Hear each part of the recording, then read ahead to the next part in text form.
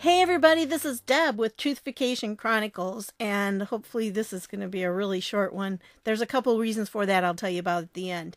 Anyway, I'm going to start with this tweet by Charlie Kirk, and he says, Planned Parenthood spent $30 million to help the Democrats win back the House, yet we still give them $500 million in taxpayer funding each year. If they have that kind of cash and engage in that blatant partisan activity, why am I forced to fund them with my money? I agree with that totally. That was from January 13th. Very interesting tweet there. And for those who follow Q, you know that Q referenced that. Well, let's go a little bit further here because that was one of the last posts that Q made before he kind of went dark for a while, from January 13th until today. So it's been a long time, but the Planned Parenthood thing has a lot to do with this. And I want to show you a couple things. First of all, this Anon came up with all of these things that have happened since Q made that post. He has all these different links. Now, I'm not going to go through each one of these because I do need to keep this short. Again, there's a couple reasons for it, and I'll tell you about that in a minute. The first article is Clinton Cuomo call on legislature to pass reproductive rights bill. And then the next one is Federal Appeals Court just took a big swing at Planned Parenthood. We know this. This was when the Texas Federal Appeals Court said, yes, the Planned Parenthood videos were valid and could be used for blocking funds to Planned Parenthood.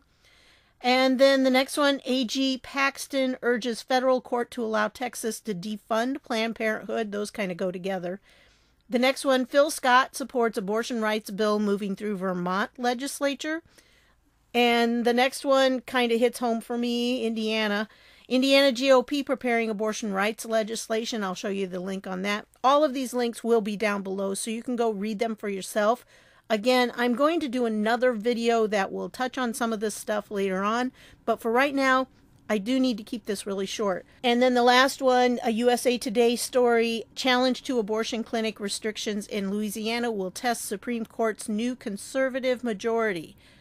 Interesting things happening. Yes, a lot. And for the Indiana people, here's the article.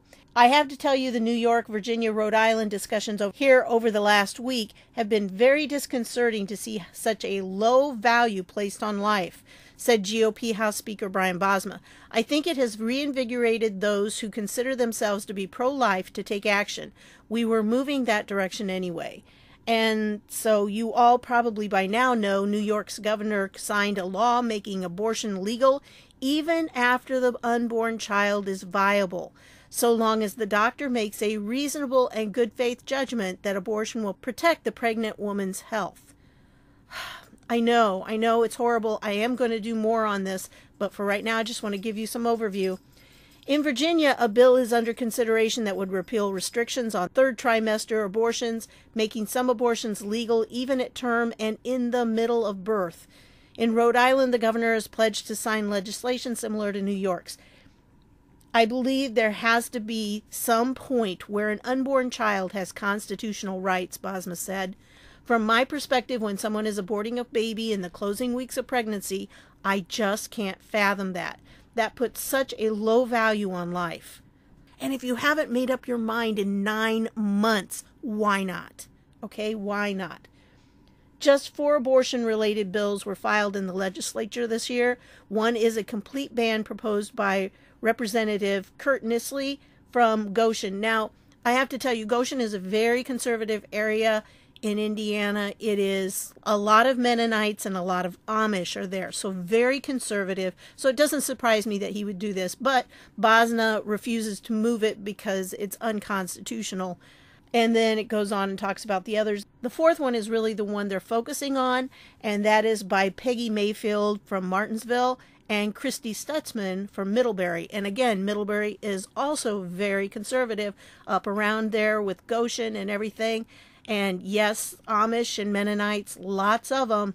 And Christy Stutzman herself, I believe, is very conservative. So that does not surprise me that she's in on this. But look at what it would do. It would bar a dismemberment abortion.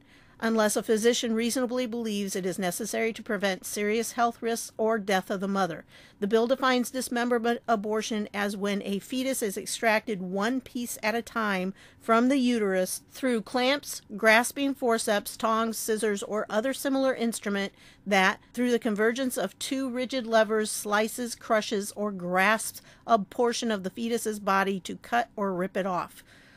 Oh, I know, it's very gruesome, but you know what? That's what happens during an abortion. It's phenomenal to me that the very same people who are complaining about terrorists being waterboarded are the ones that turn around and can do this and support it. It's just makes no sense. It's incredible. Anyway, so that's what she's after. And there's really not a lot that were done. Only 27 were performed in Indiana. 27 is 27 too many. And they're legally termed dilation and evacuation. So a D&E is generally used for second trimester abortions, and Indiana law already limits second trimester abortions. They can only be when they're medically necessary, and that's after 14 weeks. So anyway, I wanted to point this out to you. It's incredible to me that people would even consider supporting this, let alone what New York has just passed. I mean, I just can't. I am speechless almost over it, because it is so heinous of a crime that is being committed on these children that are not even able to defend themselves or to speak for themselves. They have no voice. We have to be their voice. So things are coming to a head. Why? Because of this Planned Parenthood push. Now, for a long time, I've been wondering, why was it that there was such a push to get abortion through? There has to be a reason. I think there's more than one reason, but I do think that one of the main reasons is money. And why is it money? Well, if you go back to the Q post here, and it has to do with this particular previous post that he did back on November 3rd of 18, and he's talking about when you can't raise money organically through party individual donations from your voter base, you steal it from the American taxpayer and give it back to yourself in the form of campaign contributions. Example 1, Planned Parenthood, and there's a link there. This is from Q's post. You can find all these in one of the Q repositories, and I'll put those down below. $1.5 billion provided in taxpayer funding over a 3-year period. Planned Parenthood spent $30 million, disclosed, real estimates close to $65 million, in taxpayer subsidies to influence the outcome of the 2018 midterm elections. And the conclusion, should it be legal for a taxpayer, Democrat, Republican, Independent, funded organization to donate massive amounts of money to the Democrat Party in an effort to sway an election?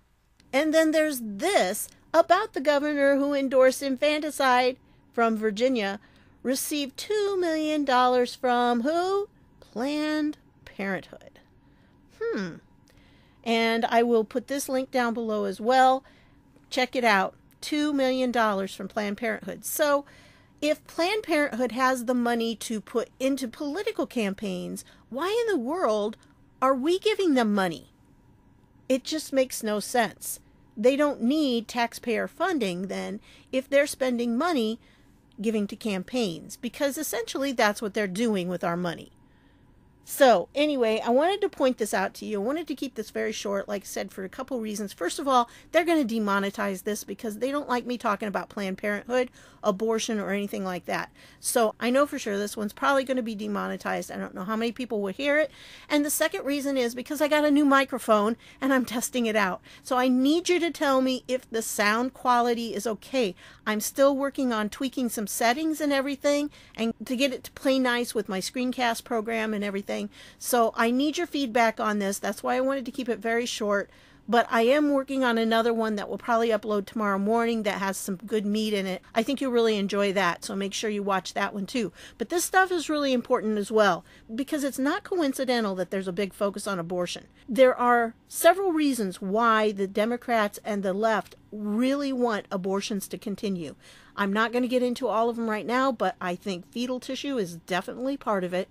And especially the push for the trimester abortions, that's just incredible, because then you have baby parts. I mean, real, completely formed, ready to go baby parts for whatever purposes, and they can be pretty gross. So like I said, I'm going to have more information in the next video, but I wanted to get this out. And I don't have a lot of time, and I wanted to make sure that I got something up tonight. I especially need your feedback on the microphone. So how is it doing? Is it okay? Do I need to still tweak? What do you suggest? So I don't have a lot of options when it comes to tweaking. There's not a lot of settings I can play with. Pretty much it's volume. That's what I can do. If I was really adept at audio stuff, I could probably tweak it better, but I don't know how to do that. So with my limited knowledge, this is where I'm at. Tell me if it's tolerable, okay? I want to thank you for stopping by, and I'll see y'all later.